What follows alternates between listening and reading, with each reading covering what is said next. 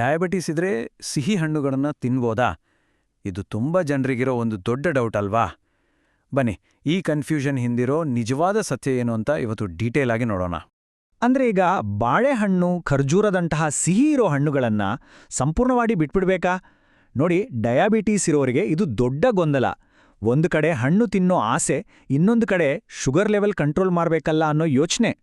ಹಾಗಾದ್ರೆ ಈ ಸ್ವೀಟ್ ಕನ್ಫ್ಯೂಷನ್ಗೆ ಪರಿಹಾರ ಇಲ್ವಾ? ಹಣ್ಣಿನ ರುಚಿನೂ ಸೌದು, ಬ್ಲಡ್ ಶುಗರ್ ಲೆವೆಲ್ನೂ ಕಂಟ್ರೋಲ್ ಮಾಡೋದು ಹೇಗೆ? ಬನ್ನಿ, ಅದರ ಸೀಕ್ರೆಟ್ ಏನು ಅಂತ ತಿಳ್ಕೊಳ್ಳೋಣ. ಮೊದಲನೇದಾಗಿ ಒಂದು ವಿಷಯವನ್ನ ಕ್ಲಿಯರ್ ಮಾಡ್ಕೋಬೇಕು. ಡಯಾಬಿಟಿಸ್ ಇದೆ ಅಂದ ತಕ್ಷಣ ಇಷ್ಟಪಡೋ ಎಲ್ಲಾ ಫುಡ್ ಬಿಟ್ಟುಬಿಡಬೇಕು, ತುಂಬ ಸ್ಟ್ರಿಕ್ಟ್ ಡಯಟ್ ಮಾಡಬೇಕು ಅಂತೇನೂ ಇಲ್ಲ. ಕರೆಕ್ಟಾದ ಅರಿವಿದ್ರೆ ಎಲ್ಲವನ್ನೂ ಬ್ಯಾಲೆನ್ಸ್ ಮಾಡ್ಬೋದು. ಸರಿ, ಹಾಗಿದ್ರೆ ಹಣ್ಣುಗಳ ಬಗ್ಗೆ ಇರೋ ಆ ಅಚ್ಚರಿಯ ಸತ್ಯ ಏನು? ಉತ್ತರ ಅಷ್ಟು ಸಿಂಪಲ್ ಆಗಿ ಹೌದು ಅಥವಾ ಇಲ್ಲ ಅಂತ ಹೇಳೋಕ್ಕಾಗಲ್ಲ. ಅದಕ್ಕಿಂತ ಸ್ವಲ್ಪ ಸೂಕ್ಷ್ಮವಾಗಿದೆ. ಸಿಂಪಲ್ ಆಗಿ ಹೇಳ್ಬೇಕಂದ್ರೆ ಎಸ್, ಹಣ್ಣುಗಳನ್ನ ಖಂಡಿತವಾಗ್ಲೂ ಡಯಾಬಿಟಿಸ್ ಡಯಟ್ ಪ್ಲಾನ್ನಲ್ಲಿ ಸೇರಿಸ್ಕೋಬೋದು. ಆದ್ರೆ ಒಂದು ಕಂಡೀಷನ್, ತುಂಬಾನೇ ಎಚ್ಚರಿಕೆಯಿಂದ ಇರಬೇಕು. ಆ ಕಂಡೀಷನ್ಸ್, ಆ ನಿಯಮಗಳೇನು ಅಂತ ಈಗ ನೋಡೋಣ. ಇಲ್ಲಿ ನೋಡಿ, ಒಂದು ಸಿಂಪಲ್ ಎಕ್ಸಾಂಪಲ್ ಇದೆ, ಬಾಳೆಹಣ್ಣು. ಇದು ಹಣ್ಣಾದ ಹಾಗೆಲ್ಲ ಅದರಲ್ಲಿರೋ ಸಕ್ಕರೆ ಅಂಶ ಜಾಸ್ತಿ ಆಗ್ತಾ ಹೋಗುತ್ತೆ. ಸ್ವಲ್ಪ ಹಸರಾಗಿರೋ ಬಾಳೆಹಣ್ಣಲ್ಲಿ ಶುಗರ್ ಕಮ್ಮಿ ಇರುತ್ತೆ, ಸೊ ಅದು ಬೆಟರ್ ಚಾಯ್ಸ್. ಆದ್ರೆ ಪೂರ್ತಿಯಾಗಿ ಹಣ್ಣಾಗಿ ಕಂದು ಚುಕ್ಕೆ ಬಂದಿರೋ ಬಾಳೆಹಣ್ಣನ್ನ ಆದಷ್ಟು ಅವಾಯ್ಡ್ ಮಾಡೋದೇ ಒಳ್ಳೇದು. ಈ ಟೇಬಲ್ ನೋಡಿದ್ರೆ ವಿಷಯ ಇನ್ನೂ ಸುಲಭವಾಗಿ ಅರ್ಥ ಆಗುತ್ತೆ. ಒಂದು ಕಡೆ ಗ್ರೀನ್ ಲಿಸ್ಟ್ ಅಂದ್ರೆ ಬೆಸ್ಟ್ ಚಾಯ್ಸಸ್, ಬೆರಿಗಳು, ಸೇಬು, ಪೇರಳೆ, ಇವುಗಳಲ್ಲಿ ಗ್ಲೈಸಿಮಿಕ್ ಇಂಡೆಕ್ಸ್ ಕಮ್ಮಿ, ಫೈಬರ್ ಜಾಸ್ತಿ. ಇನ್ನೊಂದು ಕಡೆ ಯೆಲ್ಲೋ ಲಿಸ್ಟ್ ಅಂದ್ರೆ ಸ್ವಲ್ಪ ಲಿಮಿಟ್ ಮಾಡಬೇಕಾಗಿರೋ ಹಣ್ಣುಗಳು, ಮಾವು, ದ್ರಾಕ್ಷಿ, ಪೈನಾಪಲ್. ಇವುಗಳಲ್ಲಿ ನ್ಯಾಚುರಲ್ ಶುಗರ್ ಜಾಸ್ತಿ ಇರೋದ್ರಿಂದ ಕ್ವಾಂಟಿಟಿ ಮೇಲೆ ತುಂಬಾ ಸ್ಟ್ರಿಕ್ಟ್ ಆಗಿ ಕಂಟ್ರೋಲ್ ಇಟ್ಕೋಬೇಕು. ಸರಿ, ಹಾಗಾದ್ರೆ ಹಣ್ಣುಗಳನ್ನ ಸೇಫ್ ಆಗಿ ತಿನ್ನೋಕೆ ಸಹಾಯ ಮಾಡುವ 3 ಗೋಲ್ಡನ್ ರೂಲ್ಸ್ ಅಥವಾ ಸುವರ್ಣ ನಿಯಮಗಳನ್ನ ಈಗ ನೋಡೋಣ. ಇವುಗಳನ್ನ ನೆನ್ಪಿಟ್ಕೊಳ್ಳೋದು ತುಂಬಾ ಈಸಿ. ಮೊದಲನೇ ಮತ್ತು ಅತೀ ಮುಖ್ಯವಾದ ರೂಲ್, ಹಣ್ಣನ್ನ ಯಾವತ್ತೂ ಒಂಟಿಯಾಗಿ ತಿನ್ಬಾರ್ದು. ಯಾಕೆ ಗೊತ್ತಾ? ಹಾಗೆ ತಿಂದಾಗ ಅದರಲ್ಲಿರೋ ಸಕ್ಕರೆ ಸಡನ್ ಆಗಿ ಫಾಸ್ಟ್ ಆಗಿ ಬ್ಲಡ್ಗೆ ಸೇರ್ಕೊಳ್ಳುತ್ತೆ. ಇದರಿಂದ ಶುಗರ್ ಲೆವೆಲ್ ಒಂದೇ ಸಾರಿ ಶೂಟಪ್ ಆಗುತ್ತೆ. ಹಾಗಿದ್ರೆ ಇದನ್ನ ತಡೆಯೋದು ಹೇಗೆ?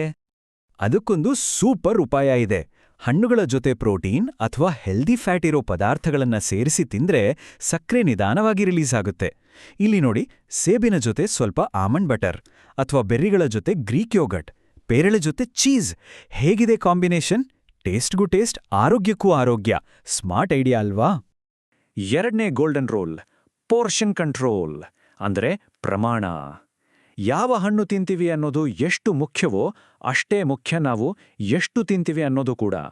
ಡಯಾಬಿಟಿಸ್ ಇರೋರು ಒಂದು ಸಲ ಸ್ನ್ಯಾಕ್ಸ್ ತಿಂದ್ರೆ ಅದರಲ್ಲಿ ಸುಮಾರು 15 ಗ್ರಾಂ ಕಾರ್ಬೋಹೈಡ್ರೇಟ್ ಇದ್ರೆ ಸೇಫ್. ಈ ನಂಬರ್ 15 ಗ್ರಾಂ, ಇದನ್ನು ಚೆನ್ನಾಗಿ ನೆನ್ಪಿಟ್ಕೊಳ್ಳಿ, ಇದು ತುಂಬಾ ಇಂಪಾರ್ಟೆಂಟ್.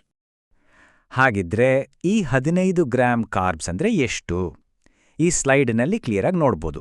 ಒಂದು ಅರ್ಧ ಮೀಡಿಯಂ ಸೈಜ್ ಬಾಳೆಹಣ್ಣು, ಅಥವಾ ಒಂದು ಚಿಕ್ಕ ಸೇಬು, ಅಥವಾ 1 ಕಪ್ನಷ್ಟು ಬೆರ್ರಿಗಳು, ಅಥವಾ ಒಂದು 17 ಸಣ್ಣ ದ್ರಾಕ್ಷಿ.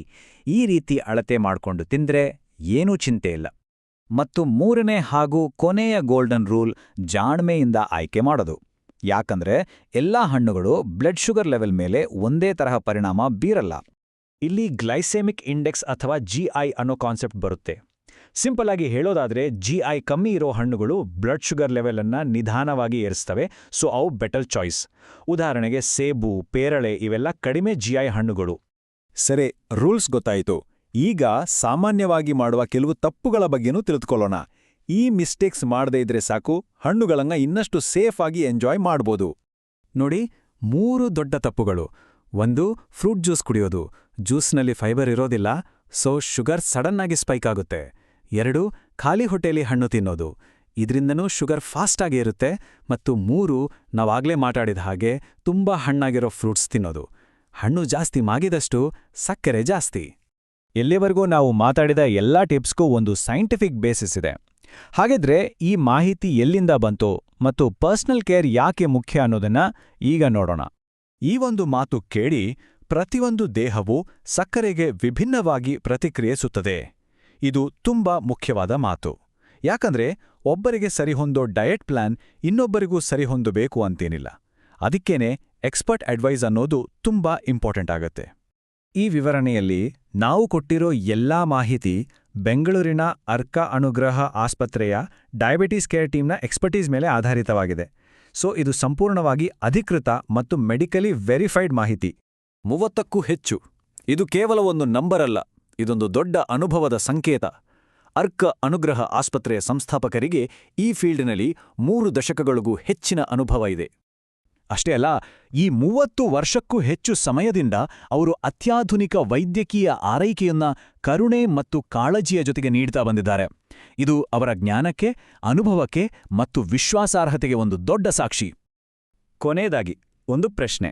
ನಮ್ಮೆಲ್ಲರ ಆರೋಗ್ಯ ಅನ್ನೋದು ತುಂಬ ಪರ್ಸ್ನಲ್ ಅಲ್ವಾ? ಹಾಗಿದ್ಮೇಲೆ ನಮ್ಮ ಡಯಟ್ ಪ್ಲಾನ್ ಕೂಡ ನಮಗೆಂದೇ ಸ್ಪೆಷಲ್ ಆಗಿ ಪರ್ಸ್ನಲೈಸ್ ಆಗಿರ್ಬೇಕಲ್ವಾ? ತಮ್ಮ ದೇಹಕ್ಕೆ ಯಾವುದು ಸರಿ ಹೊಂದುತ್ತೆ ಅಂತ ತಿಳಿದುಕೊಂಡು ಡಯಟ್ ಪ್ಲಾನ್ ಮಾಡ್ಕೊಳ್ಳೋಕ್ಕೆ ಎಕ್ಸ್ಪರ್ಟ್ ಸಲಹೆ ಪಡೆಯೋದು ಯಾವಾಗಲೂ ಬೆಸ್ಟ್.